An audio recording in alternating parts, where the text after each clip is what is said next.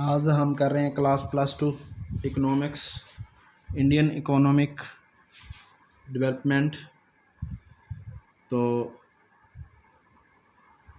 आज हम स्टार्ट कर रहे हैं, ज़्यादा टाइम वेस्ट न करते हुए स्टार्ट करते हैं फर्स्ट चैप्टर से। Indian economy of the eve of independence, chapter 1। Chapter का नाम है इंडियन इकोनॉमी। तो इंट्रोडक्शन में क्या लिखा हुआ है? The primary objective of this book, Indian economic development, is to familiarize with the basic features of the Indian economy।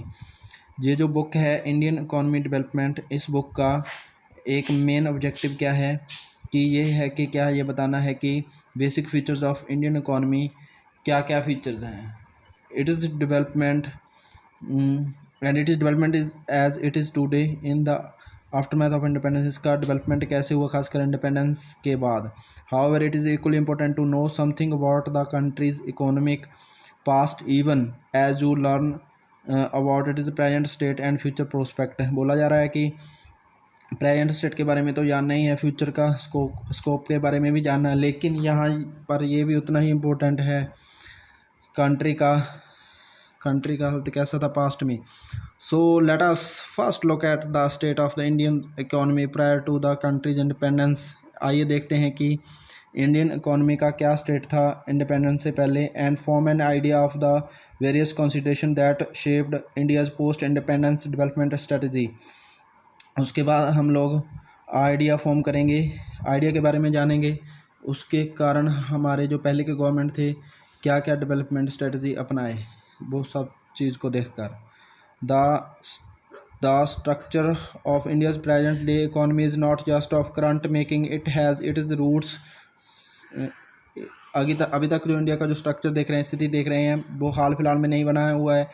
It has its roots in its steeped in history. इसका जड़ जो है इतिहास में छिपा हुआ है, particularly in the period when India was under British rule which lasted for almost 2 centuries before India finally won its independence on 15 अगस्त 1947। खासकर वो हिस्ट्री जब इंडिया किसके अंडर में था, ब्रिटिश रूल के अंडर था। वो ब्रिटिश रूल इंडिया में कितने टाइम तक था, 2 century तक था। इंडिया को इंडिपेंडेंस पता, आप सबको पता है, 15 अगस्त 1947 को। The sole purpose of the British colonial rule in India was to reduce the country to being a raw material supplied for Great Britain's urban rapidly expanding modern industrial base। यहाँ पर आप कहाँ का इम्पोर्टेंट पॉइंट मिला है, इसको underline कीजिएगा। British colonial rule का जो मेन पर्पज़ था वो क्या था, हम लोगों का देश को क्या बनाना है, रॉ मटेरियल सप्लाई बना देना है। हमारे देश को क्या बना देना है, रॉ मटेरियल सप्लाई बना देना है। किसके लिए बनाना है, किसके रॉ मटेरियल सप्लाई करेगा, ग्रेट ब्रिटेन का, on rapidly expanding modern industrial base. तो जो ब्रिटेन में जो इंडस्ट्रियल थे वहाँ के लिए इंडिया क्या सप्लाई कर रहा था, रॉ मटेरियल, ये ब्रिटिश लोग चाहते थे। And understanding of the exploitative nature of this relationship is essential for any assessment of the kind and level of the development which the Indian economy has been able to attain over the last 6.5 decades। हम लोगों को ये समझना होगा कि एक्सप्लॉयटिव nature कैसा था, किस हद तक ब्रिटिश को एक्सप्लॉयट करते थे इंडियन लोगों को। इस चीज़ को जानना होगा कि हम अच्छे से जांच पाएँ कि इंडिया का डेवलपमेंट कैसा हुआ है, खासकर ब्रिटिश पिछले हाफ डिकेड में, पिछले 65 सालों में। तो ये था इंट्रोडक्शन। इंट्रोडक्शन में एक ही चीज़ इम्पोर्टेंट है, the purpose of British rule कॉलोनिकल।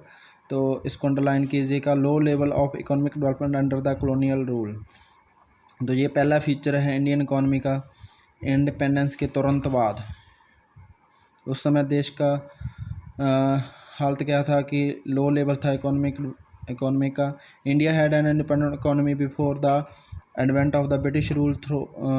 India का जो इकोनॉमी था वो इंडिपेंडेंट था ब्रिटिश रूल से पहले। दो agriculture was the main source of livelihood for most people. उस समय लोगों का जीवन गुजारने का एक ही साधन था, एग्रीकल्चर था वहाँ। Yet the country's economy was characterised by the various kinds of manufacturing activities. लेकिन कंट्री में अलग अलग मैन्युफैक्चरिंग एक्टिविटीज़ भी होते थे। दो एक्टिविटी था, एक तो एग्रीकल्चर था और थोड़ा बहुत मैन्युफैक्चरिंग एक्टिविटी हुआ करता था इंडिपेंडेंस से पहले, ब्रिटिश के आने से पहले। India was the particularly well known for it is handicraft industry in the field of cotton and silk textiles, metal and precious stone works etcetera. India का जो खासकर जो फेमस था, क्या चीज़ के लिए फेमस था? हैंडीक्राफ्ट के इंडस्ट्रीज़ के लिए, सूती और सिल्क का कपड़ा बनाने में, मेटल एंड प्रीसियस स्टोन बनाने के लिए, इन सब में इंडिया फेमस था। These products enjoyed a worldwide market based on the reputation of the fine quality of materials used and the high standard of craftsmanship seen in all important from India। ये जो textile थे, metal and precious stone, दुनिया भर में ये दिखता था, दुनिया भर में ये बिकता था। These product enjoyed a world wise market, India का प्रोडक्ट पूरे वर्ल्ड में बिकता था और ये काफ़ी फेमस था, काफ़ी रेपुटेशन था।